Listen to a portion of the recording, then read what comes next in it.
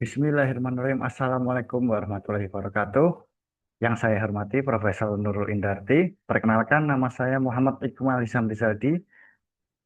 Pada kesempatan hari ini, saya akan mempresentasikan rencana tesis saya yang berjudul Pengembangan Program Jaminan Kematian untuk Pemanfaatan Dana Santunan secara Produktif dalam Mendukung Pengurangan Kemiskinan pada Ahli Waris. Studi pada instansi pemerintah BPJS Ketenagakerjaan. Pada presentasi ini ada tiga hal yang akan saya paparkan, yang akan saya jelaskan. Yang pertama ada pendahuluan, yang kedua ada tinjauan pustaka, dan yang ketiga metode penelitian. Yang pertama, latar belakang. Sustainable Development Goals atau SDGs adalah kerangka global yang diterima oleh 193 negara anggota PBB pada tahun 2015. SDGs terdiri dari 17 tujuan dengan 169 target yang berfokus pada tiga dimensi utama, sosial, ekonomi, dan lingkungan, dengan prinsip no one left behind, sebagai landasan utama untuk memastikan pembangunan yang inklusif dan berkelanjutan. SDG 1 bertujuan untuk mengakhiri kemiskinan dalam segala bentuknya di seluruh dunia. Kemiskinan merupakan akar dari berbagai ketimpangan sosial dan ekonomi yang menghambat pencapaian tujuan pembangunan lainnya. Upaya pengentasan kemiskinan menjadi kunci dalam mewujudkan pembangunan berkelanjutan yang lebih merata. Kemiskinan yang mempengaruhi lebih dari 700 juta di dunia menghambat akses terhadap pendidikan, layanan kesehatan, serta peluang ekonomi. Kegagalan dalam mengatasi kemiskinan dapat memperburuk ketimpangan sosial dan menghambat pencapaian tujuan lainnya seperti kesetaraan gender atau SDG 5, pekerjaan layak atau SDG 8, serta pendidikan berkualitas atau SDG 4. Pelindungan sosial yang inklusif seperti program jaminan sosial berperan penting untuk mencapai SDG 1. Melalui sistem jaminan sosial, kelompok rentan seperti pekerja informal dan perempuan kepala rumah tangga dapat terlindungi dari goncangan ekonomi, memberikan mereka peluang untuk membangun ketahanan finansial dan keluar dari lingkaran kemiskinan secara berkelanjutan. Di Indonesia sendiri, sistem jaminan sosial ada BPJS Kesehatan dan BPJS Ketenagakerjaan. Pada tesis saya ini, saya akan berfokus pada SDG 1, yaitu yang no poverty, dengan program yang saya teliti adalah program jaminan kematian. Jaminan sosial berfungsi sebagai perlindungan sosial yang memberikan bantuan keuangan bagi keluarga yang terpapar risiko ekonomi, seperti kematian pencari nafkah utama atau tulang punggung keluarga. Program jaminan kematian bertujuan untuk mengurangi beban finansial keluarga rentan yang seringkali tidak memiliki tabungan atau pelindungan finansial jangka panjang.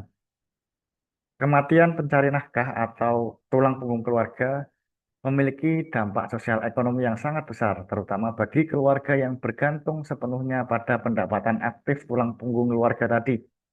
Tanpa adanya perlindungan seperti jaminan kematian, keluarga ini berpotensi jatuh ke dalam kemiskinan baru. Program JKM memberikan santunan untuk mencegah kondisi-kondisi tersebut dan menjaga keberlanjutan kehidupan keluarga yang ditinggalkan. Selain berfungsi sebagai bantuan finansial jangka pendek, jaminan kematian juga memiliki potensi pemberdayaan, terutama pemberian beasiswa bagi anak ahli waris. Ini memberikan peluang ekonomi yang dapat meningkatkan ketahanan ekonomi keluarga dalam jangka panjang. Sejalan dengan tujuan SDG 1 mendorong sistem perlindungan sosial yang inklusif. Keluarga rentan, terutama perempuan kepala rumah tangga, sering menghadapi kerentanan ganda. Pertama, kehilangan pencari nafkah atau tulang punggung keluarga. Kedua, keterbatasan dalam pengelolaan keuangan. Tanpa edukasi dan pendampingan yang memadai, dana jaminan kematian sering digunakan untuk kebutuhan konsumtif jangka pendek. Oleh karena itu, pentingnya intervensi sosial dalam membekali keluarga melalui literasi keuangan dan keterampilan manajerial. Kita bisa lihat di tabel yang saya tampilkan, jumlah klaim jaminan kematian mulai dari tahun 2020 sampai 2024, setiap tahunnya meningkat. total dana yang dibayarkan sangat besar. Tahun 2020 2,45 triliun, tahun 2021 2,63 triliun, tahun 2022 2,94 triliun, tahun 2023 3,19 triliun, dan tahun 2024 3,43 triliun. Tetapi dari total dana yang dibayarkan, kita tidak tahu apakah jaminan kematian ini bermanfaat untuk keberlanjutan dari keluarga tersebut, karena selama ini BPJS Ketenagakerjaan hanya sekedar membayarkan. Masuk rekening sudah selesai tugasnya. Itu yang menjadi atensi dari penelitian saya pada tesis ini. Dari latar belakang tadi, saya merumuskan masalah, yaitu yang pertama mengkaji kesenjangan antara tujuan program jaminan kematian yang dirancang untuk memberikan perlindungan finansial kepada ahli waris dan kenyataan di lapangan terkait pemanfaatan dana santunan. Fokus utama adalah bagaimana pengalaman hidup ahli waris dalam memaknai serta menggunakan dana tersebut dalam konteks sosial, ekonomi, dan budaya. Pertanyaan penelitian saya ada dua. Yang pertama, bagaimana living experience dari ahli waris penerima manfaat jaminan kematian dalam memanfaatkan dana santunan yang diterima. Kemudian, dari living experience atau pengalaman hidup tadi, apa strategi pengembangan yang dapat dirumuskan oleh BPJS Ketenagakerjaan untuk merespon kebutuhan nyata ahli waris agar pemanfaatan dana santunan JKM lebih produktif, berkelanjutan, dan sejalan dengan agenda pengurangan kemiskinan. Tujuan penelitian ada dua. Yang pertama, menggambarkan dan menganalisis pengalaman hidup ahli waris penerima manfaat jaminan kematian dalam memaknai dana serta memanfaatkan dana santunan yang diterima, termasuk dalam pengambilan keputusan penggunaan dana dalam konteks sosial, ekonomi, dan budaya. Kemudian yang kedua, merumuskan strategi pengembangan program jaminan kematian yang relevan berbasis kebutuhan real ahli waris guna mendorong pemanfaatan dana secara lebih produktif, berkelanjutan, serta mendukung pengurangan kemiskinan sesuai dengan target SDG 1.3. Manfaat penelitian secara akademis, penelitian ini diharapkan dapat memberikan kontribusi terhadap pengembangan ilmu pengetahuan secara pemberdayaan ekonomi melalui perlindungan sosial. Kemudian, penelitian ini juga dapat memberikan wawasan bagi BPJS Ketenagakerjaan untuk merancang kebijakan yang lebih adaptif dan berbasis pada kebutuhan real penerima manfaat, serta menyarankan integrasi literasi keuangan dalam program jaminan kematian. Yang kedua, tinjauan pustaka. Di sini saya mengambil 4 teori. Yang pertama ada teori jaminan sosial, di mana teori ini menekankan perlindungan terhadap risiko sosial seperti kematian pencari nafkah dari program JKM yang memiliki 3 fungsi utama. Yang pertama, protektif, preventif, dan transformatif. Program ini berperan dalam memperkuat ketahanan ekonomi keluarga dalam jangka panjang. Teori yang kedua adalah Theory of Planned Behavior. TPB menjelaskan bahwa keputusan dipengaruhi oleh sikap terhadap perilaku, norma subjektif, dan persepsi kontrol perilaku. Faktor-faktor ini membentuk niat dan tindakan ahli waris dalam menggunakan dana JKM secara produktif, seperti untuk pendidikan atau usaha. Teori yang ketiga ada teori behavioral finance. Dalam teori ini, pengambilan keputusan keuangan dipengaruhi oleh bias kognitif seperti kecenderungan untuk menghindari kerugian dan keputusan impulsif pada situasi pasca kematian, dan keputusan yang bersifat konsumtif seringkali lebih dominan daripada keputusan produktif.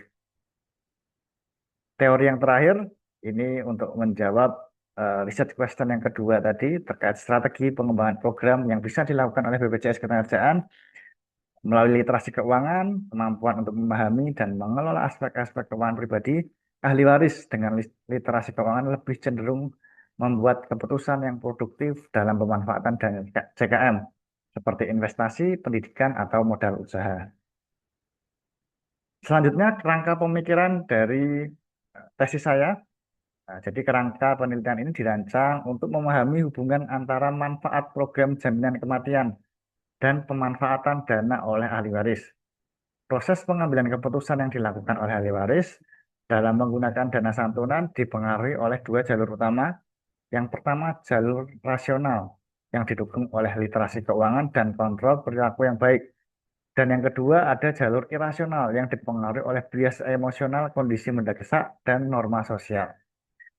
Gambar di bawah ini mengilustrasikan jalur keputusan yang mungkin diambil oleh ahli waris dengan intervensi BPJS Ketenagakerjaan yang diharapkan dapat mengubah pola penggunaan dana yang bersifat konsumtif menjadi lebih produktif, sehingga dapat mendukung ketahanan ekonomi keluarga dan mencapai tujuan SDGs 1.3 dalam pengurangan kemiskinan. Kita dapat melihat di gambar yang pertama adalah jaminan kematian yang diselenggarakan oleh BPJS Ketenagakerjaan. Kemudian dana tersebut dimanfaatkan oleh ahli waris. Dari living experience ahli waris, pemanfaatan dana tadi ada dua hal, rasional dan irasional. Perilaku rasional itu ketika perencanaan dananya untuk investasi pendidikan, untuk produktif, itu didukung dari literasi keuangan, kemudian dari perencanaan finansial, serta kontrol perilaku dari teori TPB tadi. Dari perilaku rasional tadi akan mendapatkan outcome positif seperti ketahanan ekonomi, kemudian SDG 1.3 tercapai, serta adanya transformasi sosial. Kemudian ketika keputusan itu irasional, sehingga yang digunakan uang tadi untuk konsumsi mendesak, untuk pengeluaran seremonial, atau untuk pemakaman, bahkan untuk pembayaran utang, untuk membeli kendaraan, untuk hal-hal yang konsumtif. Hal ini dipengaruhi oleh bias perilaku, tekanan sosial dan budaya, serta rendahnya literasi sesuai dengan teori behavioral finance. Ketika perilaku irasional, terjadi resiko ekonomi sosial. Yang pertama, dana cepat habis, tidak berkelanjutan, dan potensi jatuh miskin kembali. Potensi tidak memiliki pekerjaan, berpotensi uangnya akan habis, uangnya tidak bisa dipergunakan untuk hal-hal yang produktif. Sehingga ketika perilaku irasional dibutuhkan kebutuhan intervensi yang itu bisa dilakukan oleh BPJS Ketenagakerjaan. Contohnya seperti edukasi keuangan, pendampingan ahli waris, serta reformasi strategi BPJS Ketenagakerjaan. Jadi ini gambaran kerangka pemikiran dari penelitian tesis saya. Selanjutnya adalah metode penelitian. Yang pertama, pendekatan penelitian. Pendekatan penelitian saya menggunakan kualitatif eksploratif yang bertujuan untuk memahami makna dan pengalaman subjektif dari individu yang menjadi partisipan dalam konteks tertentu. Subjek penelitian ada dua kelompok informal. Yang pertama informal utama dan informal kunci. Informal utama adalah ahli waris peserta program jaminan kematian dari BPJS Ketenagakerjaan yang telah menerima dana santunan dalam kurun waktu 3 tahun terakhir.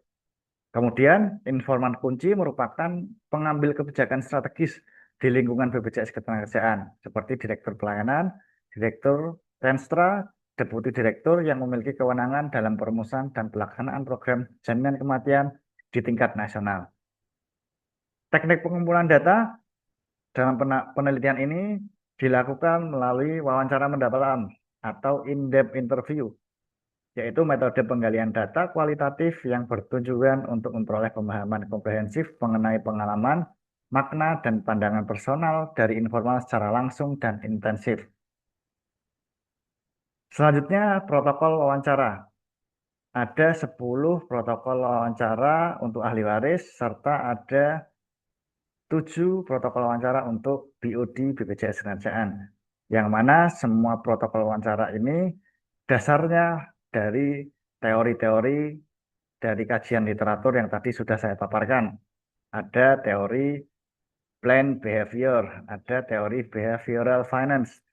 Kemudian dari situ kita ada beberapa eh, konsep atau indikator. Yang pertama, attitude toward behavior. Jadi pertanyaannya, menurut Ibu, apakah dana santunan JKM sebaiknya digunakan untuk hal-hal yang produktif? Mengapa? Yang kedua, subjektif norm. Apakah ada pengaruh dari keluarga, saudara, atau tokoh masyarakat dalam keputusan Ibu menggunakan dana santunan? Kemudian yang ketiga, apa saja kendala atau kemudahan yang Ibu rasakan dalam menggunakan dana santunan untuk kegiatan ekonomi atau keuangan? Kemudian ada dana santunan ini Ibu anggap sebagai uang apa? Uang duka, modal, warisan, atau uang kaget, atau mungkin lainnya. Selanjutnya, apakah Ibu lebih memilih menggunakan dana santunan untuk kebutuhan jangka pendek daripada untuk jangka panjang?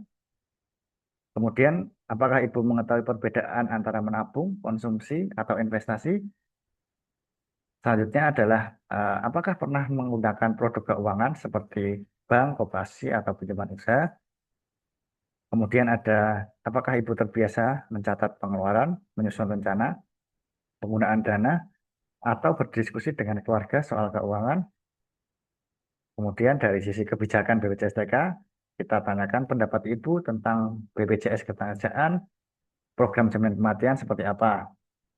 Kemudian, apakah kita menanyakan apakah apabila ada program pendampingan atau pelatihan keuangan di BPJS Ketenagakerjaan, Ibu bersedia ikut?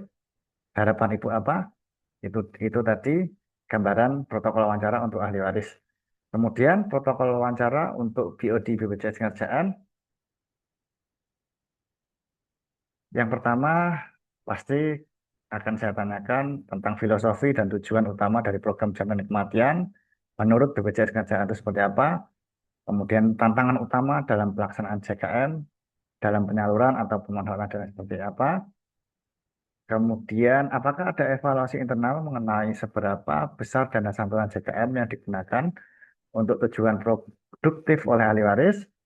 Kemudian, apakah saat ini ada intervensi atau rencana pelatihan keuangan bagi penerima santunan JKM?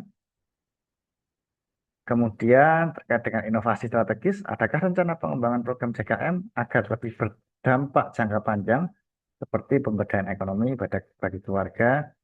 Kemudian, apakah BPJS Ketenagakerjaan berkolaborasi dengan lembaga lain, Pemda melalui Dinas eh, Tenaga Kerja mungkin dengan Dinas Koperasi UMKM atau dengan kementerian dalam upaya pendampingan ahli waris. Kemudian harapan dari BOD BPJS Kesehatan terhadap hasil penelitian ini dan bagaimana hasilnya dapat mendukung penyempurnaan kebijakan. Itu gambaran protokol wawancara untuk BOD BPJS Ketenagakerjaan. Sekian presentasi dari saya. Harapannya presentasi pada kali ini dapat diterima oleh Bu Nurul, dan tesis saya dapat berjalan lancar sehingga dapat berguna bagi akademisi dan BPJS Kerajaan. Sekian presentasi dari saya, Muhammad Iqbal Samizadi. Mohon maaf apabila ada salah kata. Terima kasih. Wassalamualaikum warahmatullahi wabarakatuh.